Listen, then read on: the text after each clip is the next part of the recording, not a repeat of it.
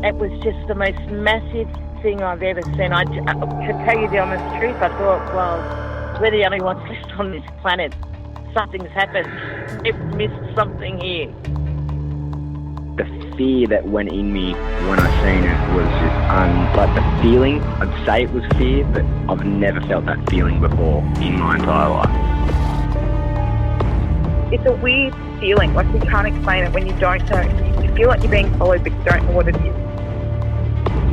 We had two to our right, another one in front of us, another one to the left, and another one just across the road, shaking the daylight out of the tree. All we get was big red eyes.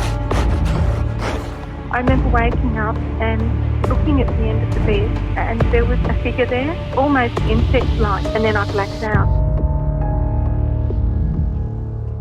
Welcome to the show, everyone. My name is Cade Moyer, and you are listening to the Believe Paranormal and UFO podcast.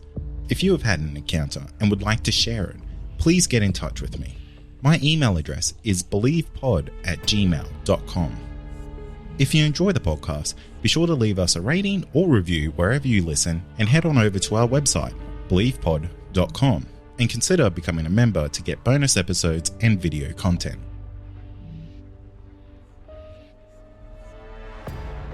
Today, I'm joined by two fantastic and absolutely talented people. Today, I'm joined by John Sumple and Jack Roth, the director and producer of the new documentary Extraordinary: The Revelations. Gentlemen, welcome to the show. Thanks, Cade. Appreciate you having us on. Thank you. It's fantastic to have you guys on. I always get really, really excited when I get to talk to documentary makers and producers, because it is a field that I am so interested in, because you kind of, it's very much like my podcast, where you can kind of peel back the layers of the onion to all these really unique and, I guess, stories that don't get told in the general public, but you get to do it in a video format, which really just adds this extra layer of, I guess, a way to connect to the story. And this film is one of the most layered onions I've ever watched in a long time, because going into this documentary, I've seen John's previous work before, and it is fantastic, but this documentary really takes it to another level, because I guess the way you go into this, it's a different type of storytelling. So, John, what was the reason you took this kind of different approach from your previous docos to this one? Because you kind of tell three stories in one with this one. Yeah, this is a continuation, and a loosely based continuation of the first two Extraordinary films. So the first film takes us from lights in the sky to abduction to hybridization programs to hybrid children. The second film kind of picked up the torch and focused more on the hybridization program in detail, and specifically how women were impacted through unexplained pregnancies, and then eventually being shown their children on craft or even on Earth. So the next step we felt was to kind of wrap it all together and take you from the beginning of what could be experiences and sightings. So the film is broken down into three acts, and the first act is primarily the history. The second act is the three belief paradigms that we explore, and we'll get into that, I guess, a little bit further on. And then the government and military involvement. So I think, the reason why we went here is our approach has always been to try to reach the widest audience possible. And this is the one that kind of fills in the blanks, because if you saw the first two, you might be like, okay, geez, they're going, a little bit down a rabbit hole that I haven't been down before. But I think we kind of bring it all together with proof of history and indications that this has been happening for quite a long time. And then we move through these different paradigms of belief. And then, the rubber hits the road in the military government involvement, and specifically three whistleblowers who tell their stories of being connected to the ET program in some way, shape, or form. Yeah. It is really, really good storytelling. And the thing that I really take from this is that this is the type of documentary that you will most likely watch multiple times, because each of these 3 different acts in this documentary, they're perfect for the people who are potentially just getting into this field of what is about the UFOs, what is it about hybridization, what is it about the military, and this documentary really does hit on those 3 points really, really well. It does. And that, again, it was part of our, we kind of had this overall story that we wanted to tell, and we knew that we were going to do a trilogy. So, as John said, it really started with one man's story and then, went further and further. Our goal was to kind of bring people along little by little. So we didn't jump right into the very complex.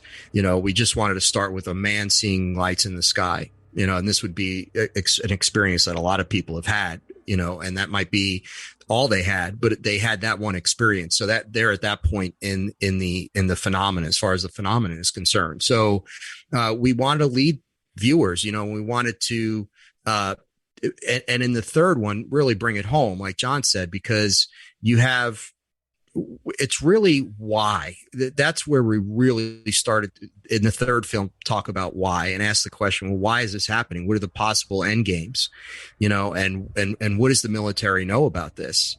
So, it's a question of, I regardless of how you might feel about a particular paradigm or a particular end game or why they're doing this, it's all there for you to see. It's all there for you to learn about. And then you can take that information and learn more on your own, and there are a lot of questions, people have questions as they're watching it.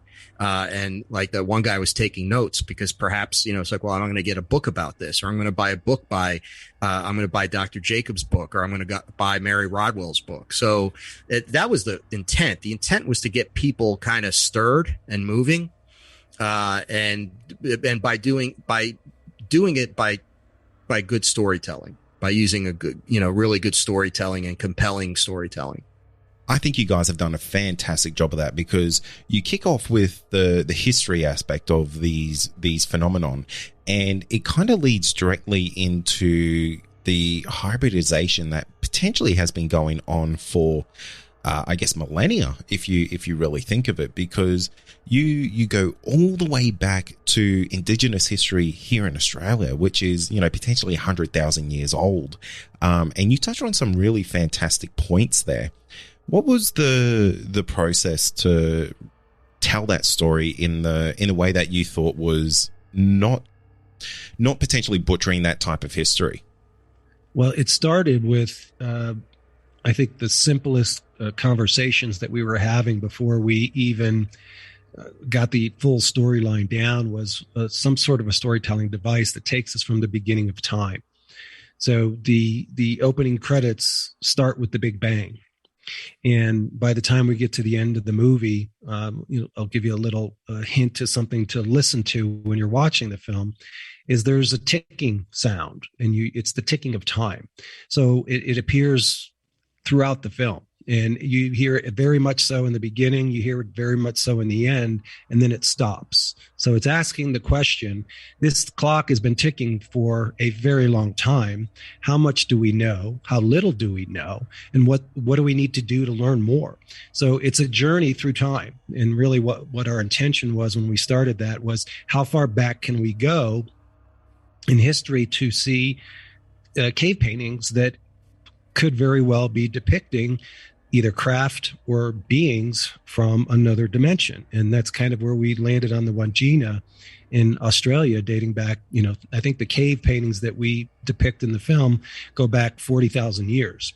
So that's kind of like the beginning. We go from the Big Bang in the credits, and we pick up when the story starts to be told at the Wangina in Australia, and then take it forward from there. And by the time we get to the end of the film, we ask a question, what if this is all true? And we're at that point in present time. Where are we on the timeline of awareness and disclosure? I think it's a fantastic starting point for people who maybe not fully integrated into this, into the lifestyle that I would say, you and I are. But you have people like Mary Rodwell who are in this documentary, who's, you know, very well known here in Australia for helping experiences to remember the events that they had. And the thing that I noticed early on in the documentary is that hybridization is a very, very large topic within it. What was the story that you're looking to tell with the hybridization and the regression therapy there? Is that to kind of allude to the fact that this is actually happening more often than people think?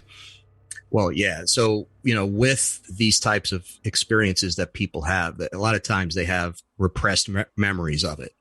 So whatever's happening during these abduction experiences, during the hybridization experiences, their memories are being repressed. So they're not remembering maybe anything at all, or maybe very little. So when someone like Mary Rodwell, or even Dr. David Jacobs, they take people, they regress them so as to bring out these repressed memories that are deep inside the subconscious. This is just part of the phenomena. So when we're trying to get information from people, this is one of the methods that's used to try to get that information from them. And really what it is, it's what's amazing about both Mary Rodwell and Dr. David Jacobs is that the amount of people that they've worked with, it's just thousands and thousands. And so they've been able to take a very, very large sample size and get data from that. That's very compelling. Now, what's interesting is that depending on where you're coming from, I guess, and what you're getting out of people, and the specific area you're trying to say, okay, well, what does this mean to you? I think in Mary's case, she sees a lot of people that it's coming to terms with the phenomena and getting past that stage of fear and the unknown and making it something that's a positive experience, from something that starts out as a very scary, negative experience, and getting to the point where that's positive experience. And that's what we did in the film. That was all part of what we call the ascension paradigm. And on the other hand, Dr. Jacobs, who also does regressions, he was in the colonization paradigm, because when he talks to people, he's getting that gut reaction of, this happened to me and it was a horrible thing. So depending on who you ask and who you talk to, as far as the individual people are concerned, it depends where they are in the process, I think, because it's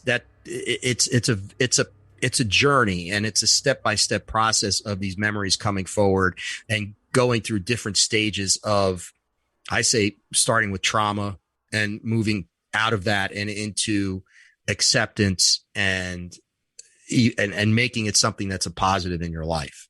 Yeah, something that I noticed massively when Dr. David Jacobs was talking is that, I don't want to ruin this part of your documentary, but he kind of made this really big bombshell claim about an outcome that he has with probably a larger portion size of the people that he is doing regression therapy with, in terms of a potential hybridization takeover, which, you know, things like that really make you think, and it's kind of almost worrying to the sense, because this may not be a takeover of just our world. Maybe this has been going on for the lifetime of the universe, and, you know, we're just the next in line for a potential galactic takeover. Things like that, those are really paradigm shaking statements. What was the thought process on your side of things when that comes out? Because not a lot of people have that sense of greater world thinking. What we wanted to do with those three paradigms, and the three paradigms again were colonization with Dr. David Jacobs, ascension with Mary Rodwell, and the biblical narrative with Timothy Alberino and L.A. Marzulli. And what we were trying to do with that segment of the film, it's the middle of the film, it's about 45 minutes long. And the emphasis in this is that while all three paradigms believe in the existence of lights in the sky, they believe in sentient beings navigating them, they believe in the abduction phenomena, they believe in hybridization programs, and they believe in hybrid beings. But they all have a completely different outcome. So how is it that we have three very different belief structures, although we all believe in the same thing? And I think what we're trying to do in that discussion is to help people understand that regardless of what you believe in, it could still mean that the existence of extraterrestrials they're here. It could still be, regardless of what you think. What we don't know, and nobody in those three groups can say for sure which one is correct, or is it a combination of the three, or is it something completely different? And I think where we come from with this is posing the questions: what if this is all true? So we want people to kind of listen to these different takes, find one that resonates with them, and have them go on their own personal journey of discovery to find out more. And through that journey of discovery, you might find out that there's something that really resonates with you and triggers something that may have happened to you. So as with Dr. Jacobs and the colonization, as negative as that outcome may be, he has done regressions. I think it's over 3,500 different regressions where he is corroborating storytelling from people who have never met each other before but are saying the same things. So his research has been, I keep talking to the same people over and over, as opposed to, always talking with somebody once, because it's the second or third or fourth or fifth or seventh interview in regression that you do where you uncover the most important information. So, and he also does it for free. So he has no agenda. He's just trying to do research, document it, and make it available for any and all to see. And one of the things that I found most interesting about him when Jack and I first spoke to him about 4 years ago, he said to us that, we were talking about evidence and how the community wants evidence and they want more tangible things that they can talk about. And his response was very defensive. And he said, what more evidence, and Mary Broadwell said the same thing on the Ascension side, what more evidence do you need than people saying the same thing over and over and over, corroborating stories over and over and over? Both of them have said, that's evidence. We need to treat that as evidence. Now, the big question is, which one's right? We don't know. I don't think any of us can say that we know, but it's something that I think is worthy of bringing together so that people can start to see that just because you have a difference of opinion and what the outcome is, we can all agree that what is happening is indeed happening. And that's something I did notice throughout this documentary is that, you do have a lot of these views that, may not be complementary to each other, but the documentary doesn't try to push you down a certain aspect, or I guess a certain line of thought, because it really does take this middle of the line approach, and it just gives you the facts from each of these different types of paradigms and lets you make a decision yourself, or allows you to go down that rabbit hole and kind of find out all the amazing things that are within it. Right. Then that's always our goal. Personally, based on our experiences, we have our own opinions that have evolved over time, perhaps as to what the why of it all. But that's not our job as filmmakers, really, is to present these three paradigms so that people can listen to what the people are saying, and then make their mind up then, or do a lot more research and then decide later, or maybe never decide. Or like you mentioned earlier, is it a combination of it? It's funny, the what, they all agree on the what, but they don't agree on the why. And it's always about agenda and motive, right? So, but isn't that the case with human beings too, right? What is the agenda? Different people have different agendas, right? What do they want? What are they after? It's the same, I think, with these ETs. And I think there's more than one thing. There's, more than one program going on, and there's different agendas out there.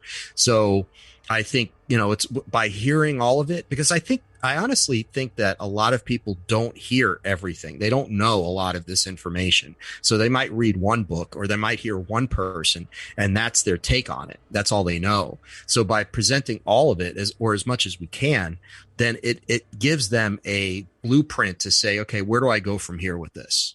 Yeah. And that's a really great point, because when it comes to the world of regression, I'm not a huge believer of it. I'm not a huge, I guess, expert on it at all, but it was so valuable, the insight that was supplied within this documentary, because I believe regression can be quite easily manipulated if you haven't got the right person doing it. But the way that Dr. Jacobs comes in and says it, and same with Mary Rodwell, is that it is all for positive outcomes or for revealing the truth. Because I guess when it comes to regression, it is quite easy for an agenda to be placed within a memory. And your documentary really discards that idea, and it kind of just shows that regression is a safe thing, and it's a very beneficial thing. So for myself, I thought that was really fantastic that you included that type of aspect in this documentary. And one of the reasons why we did that too is if you go back to the last film, one of the things that we encourage in the last film is compassion for people who might not understand what is going on to somebody who's had some sort of an abduction or some sort of an ET experience. So if you've never had one, you can't relate to it, but you can be compassionate if someone has been through something traumatic, and we were encouraging that. At the same time, we were also encouraging people who have had experiences to reach out, to find their tribe. So if we present in this film different paradigms that resonate with somebody who is an experiencer, we want them to find their tribe. And I think there are people that are in this film that when they see these storylines that might resonate with them, they're going to go down the research rabbit hole to find out more based on what they experience. We've heard over and over again for the last 10 years after these first two films came out, thank you so much for making this film. And it happens to this day. Just got 2 emails last week from two different people who said, as I was watching Extraordinary the Seeding, I felt like I was watching my life unfold. One person said, I was getting goosebumps every 5 minutes because what was happening on screen had happened to me or was happening to me. And that, I think, is important. If we're doing it in a way that doesn't dramatize it or make it into something that's a little bit too far-fetched or trying to pander to a specific audience, we just want to make something that resonates with people, that encourages them to go a little bit deeper on their own personal journey. And that's been, I think, a differentiator for us, because we're not trying to just throw a bunch of evidence and fantastical things at people to have them go, wow, that was so cool. We want them to think. And if that means we're appealing to a different audience, that's good. I think that's a good thing. That's actually one of the things I appreciated most about this new doco, is that a lot of the stuff in here isn't seen in anything else. Like we're not getting the same footage or the same stories kind of told that we've seen 100 times before, because of that totally different approach that you are taking. The fact that I would almost say it's almost like a little bit more community based, in the sense that, you are creating these smaller circles and you're telling stories that normally wouldn't be told in the public. And now a quick word from our sponsor. Also, are you wanting more content? Why not become a Believe Plus member? You'll get access to exclusive podcasts and episodes that aren't available to the public. Not only that, you'll also get our regular feed without any ads. Head to believepod.com/plus to sign up today for just $5 a month. Right. And again, that was, one of the things that we didn't anticipate at the very beginning was that this would be something that we would actually be helping people as much as we would be just by making these documentaries, just by putting the information out there. So, and I think it was during the second one where this really hit home, because we were interviewing all these women who had these experiences and unexplained pregnancies, and they were, had a child, and then the child was gone, and then they didn't see them again, and until they were sometimes never, but sometimes on ships 8 years later. So it was very emotional. That was a very emotional film. But we got a lot of feedback was, thank you for making it, because it makes me realize, I'm not crazy. I'm not alone, and people aren't alone. And I think that's the thing. You say community, because it is a community. It's definitely, there's an experiencer community. And within that huge community of experiencers who have experienced something paranormal, then you can, then within that, there are the smaller groups that, well, I was abducted. I remember a hybridization experiment and I have a hybrid child somewhere. So there's all these different things that go on within the phenomena, but the community is rather large. And I think that when we first started this, we didn't even realize just how large. We can't give people numbers. We've been asked before, like, how many people do you think have been abducted around the world? Now, that's a really hard thing to answer, but it's definitely more than 50. It's definitely more than 5,000. I mean, it's hundreds of thousands, if not millions, based on the numbers and based on the amount of people that come forward and say, hey, something's weird. Something happened to me. I'm not, because people are in different stages too. So they might be at the stage where they still don't really even know what's happened to them. Before they go to someone like Dr. Jacobs or before they go to Mary Rodwell, there are all these repressed memories and all they're feeling is post-traumatic stress. So, getting back to the question, it's really, it's been a very nice realization for us that we didn't expect, is that we're actually not only informing and educating people and opening their minds and making them think, but in many cases, we're actually helping people, which is great. And one of the other things that has happened numerous times too is triggers. People have reached out to us. We were even at a screening of the last film a couple of years ago, and two of the people had emotional responses during the film as they were watching it. Something was triggered. And we were even told by some of the people when we were interviewing them, not truly understanding it until it happened, that as people watch this and they hear what we're saying, us, the women who have had these experiences, it's going to open doorways for a lot of people to understand that, oh my God, something like this happened to me too. I've repressed it, but now I'm starting to make this kind of connection.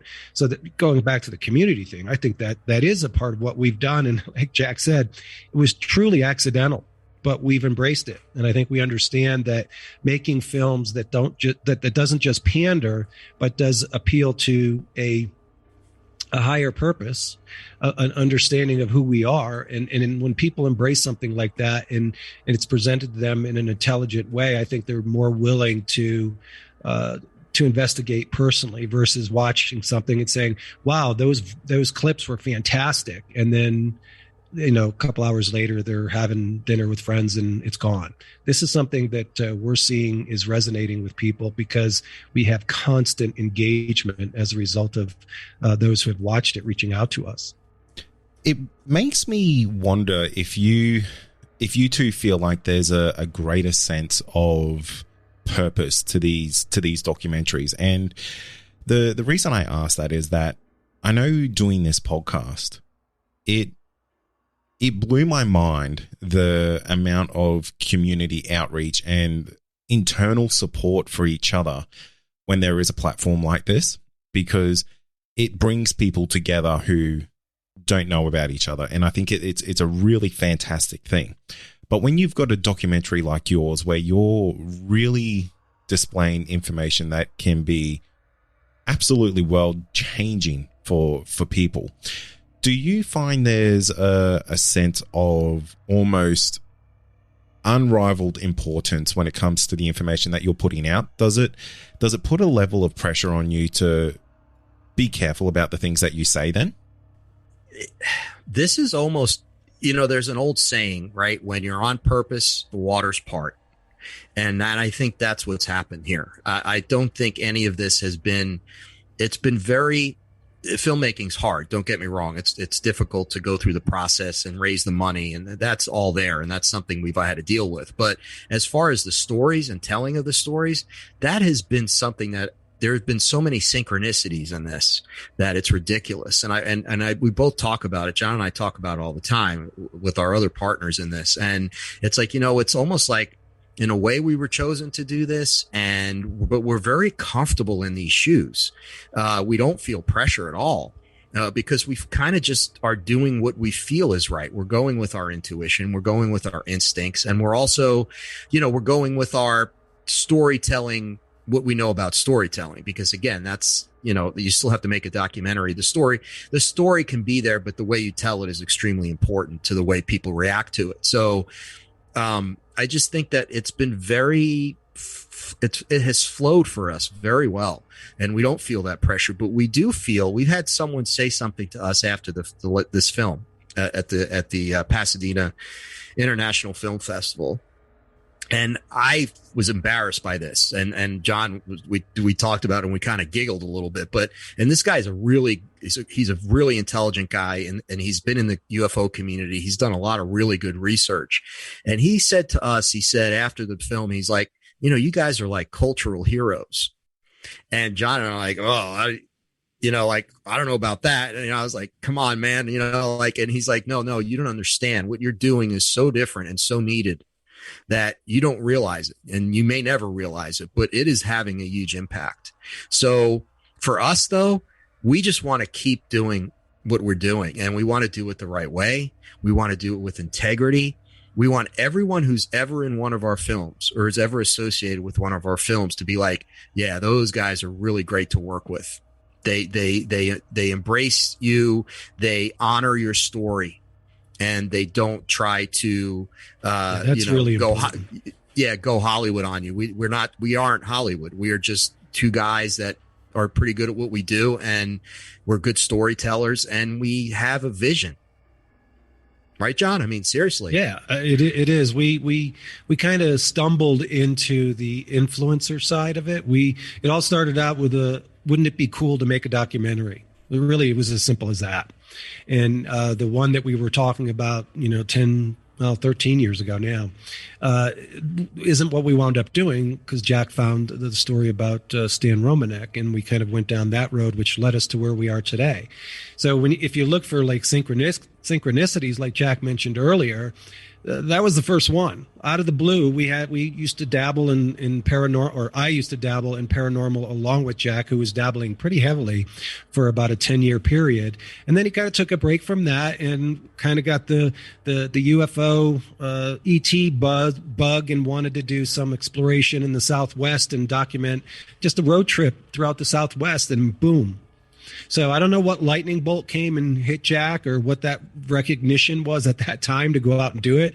But I sure wasn't in that mindset at that time. He was like, hey, would you be interested in being a camera person on this kind of guerrilla road trip that we're going to do throughout the Southwest? And I'm like, yeah, sure. That sounds like fun. 2 weeks in an RV, going out there and doing some cool stuff would be a lot of fun. And boom, here we are, 13 years later in a completely different role. But the point with that, I think, is that when we started, we had no idea. And even at the end of the filming of the second documentary, I said to Jack, because I used to say to people, not that I was embarrassed, but it was kind of like, yeah, I just don't want to be pigeonholed as a UFO documentary filmmaker. But at the end of the interviews at the second one, I realized that there was much more to what we were doing. It wasn't about UFOs. It was about people. It was about the human experience, the human interaction, the human awareness and growth and understanding of your place in the cosmos. That's a big field of exploration. And I think I've come to learn to embrace it as from a storytelling point of view, but constantly position it in a way of wonder, as opposed to saying, this is what it is. Has doing documentaries changed your worldview? Because obviously the subjects of your documentaries, they are quite unique and not really the normal. So in saying that, has that changed how you view the world? Yeah, doing these documentaries most certainly has. And I think one of the things we've learned a lot about the UFO phenomena. We've learned about the history of it. We've spoken to people like Richard Dolan, and I can't even count the number of books I've read as a result of the research that we had to do to get ready for these things. But, you learn a lot, and you learn about the phenomena. But what we really learned about, I think, and what has changed my worldview, and I think John could speak to this as well, is you learn about human nature, and you learn about the human experience. And that's something that I think people, they don't take into account when they, it's like, well, someone had this and they're crazy, right? We're always ready to say someone's crazy because they had an experience that we don't believe could ever happen, or they are feeling a way that we've never felt before. But the UFO phenomena, whether you believe in it or not, is part of the human experience. And people having paranormal experiences, whatever they might be, is part of the human experience. Just like people seeing Bigfoot all over the world. And in every state in the United States, people have seen Bigfoot. No one can answer why that is the case or whether it's what's going on there, but people are experiencing it. So I think it's taught me that people are afraid. They're afraid of things that are of the unknown. So, and we're indoctrinated. We're also indoctrinated. And John and I are very aware of not only world history and human history, but also history of the United States and how we've been indoctrinated over the course of, our lifetimes, the way we grew up with organized religion or whatever, however we grew up or where we grew up, we've been indoctrinated to one extent or another. Now we're free thinkers, so we didn't let that stop us, and we kind of rebelled against that and said, no, there's more to it than this. There's got to be. So yeah, definitely it changes your worldview, but not necessarily to the point where we have all the answers to the mysteries of the universe, but we just have a better understanding, I think, of human beings. Yeah, and I think what because of what we've gone through, and Jack had done much more research and connected into this more than I have, leading into these films going back 13 years. But what I have learned more than anything in going through this process is that every time you learn something new, it encourages you to learn more. So that's been the big takeaway for me, that I was aware of it. I had seen UFOs when I was younger, but I never kind of went through the door and pulled back the veil to see what might be back there. And as a result of what we've been through, I think I've explored personally more from the perspective of there's so much out there that we don't know. Let's start exploring based on what we do know and see where it takes us. And, in a big picture perspective for me, it would be multidimensional existence. That could be the solution. That could be the answer but it's hard to even talk about things like that because it's so far advanced, and you gotta, as Jack mentioned earlier, you gotta lead the horse to the water first. They gotta take a sip before they, dive in. Yeah, it's fascinating. The way that it's kind of like the more you learn, the less you actually know. And that's something that I've 100%, absolutely 100%. Yeah, it's something that I've learned doing this podcast is that every time I talk to someone new who's had an encounter or an experience with something it changes my mind usually every time, because that's something that you said there was so spot on, is that all these experiences are so human. And because of that, they're always so unique and so personal that you may find similarities between them, but they're never the same. They're always the individual's encounter. And I think that's what makes all of these encounters so special and so connected, is that they are so unique. Right. Perception is subjective, right? And that's why we could never really know what's going on in another person's mind or head, or how they're feeling and what their perception of that is at the level of that emotion. But I think in the end, what we have to do is say, yeah, we all have our differences. We all have different experiences in life, but we are all human. And if we are together and we help each other and we have empathy for each other and we make an attempt to be understanding of each other's experiences and feelings, then I think we're going to be way better off than we are now. So, and we're talking about some pretty, we talk about post-traumatic stress as something that's a real thing in abduction phenomena. Without question, it's a real thing. And that's intense. We talk about military people coming home and having post-traumatic stress after seeing the horrors of war. Well, these experiences, for whatever reason, are as traumatic that they're causing people to have post-traumatic stress disorder. So, I think, again, it all comes down to, we have to stand together as human beings and be as loving and caring and as sympathetic to each other and open-minded. Don't just dismiss everyone else because it's not in your field of vision. That's just so short-sighted. Yeah, I think that's some really wise words there, Jack. And guys, your documentary, it's absolutely fantastic. It's something that I'm going to watch multiple times over. And it has been killing it at all the indie film festivals. I believe you guys said it's taken out 4 Best Documentary Awards already. Yeah, we've been accepted into 18 festivals and have earned 4 Best, a couple of gold, some semifinal, quarterfinal, but yeah, the four Best docs in a variety of different festivals around the world it's been embraced. So it's something that we're excited about. And that's really exciting because if you think of the type of content that's in your documentary, isn't for everyone. It's a really good intro point for a lot of people, and I think that's why it's potentially doing so well, is that it doesn't insult the viewer. It doesn't require the viewer to be experts on any of this. And it's a really well-guided experience through the documentary. Yeah, and I think Go ahead, John. No, I was just going to say real quick, and then you can pick up on it. I think for the festival judges and what they're looking for too, it's a quality film. It's good storytelling.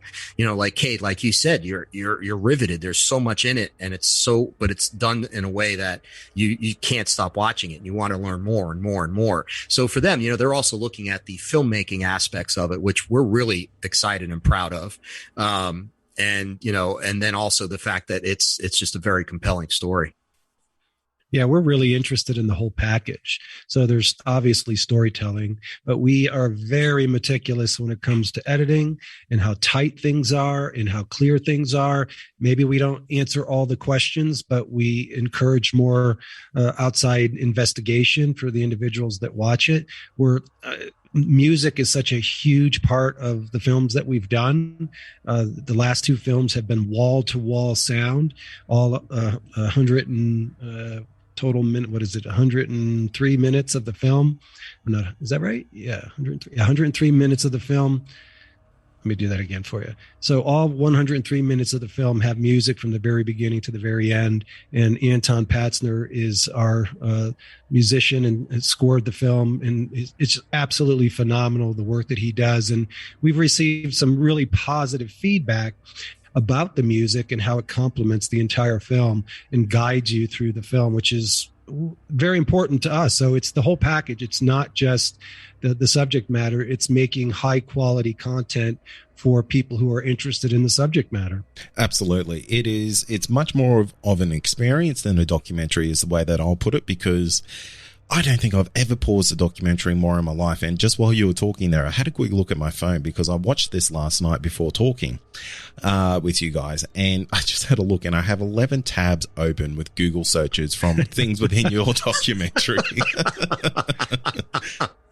That's great. So I can tell you it's doing its job very, very well. And I think it's absolutely fantastic. I wish it was a mini series because there is just so much in this documentary.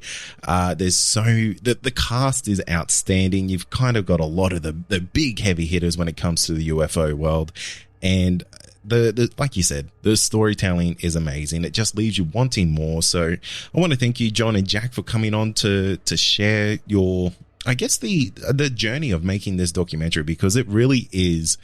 It's a journey watching it, and I imagine it was a journey making it. And it continues for sure. We're just beginning. Before I let you go, people can jump into the show notes. There will be a Genius link in there where people can find links to all the different ways that they can watch this. But where can people find you online if they want to get in touch with you or learn a little bit more about the Extraordinary series?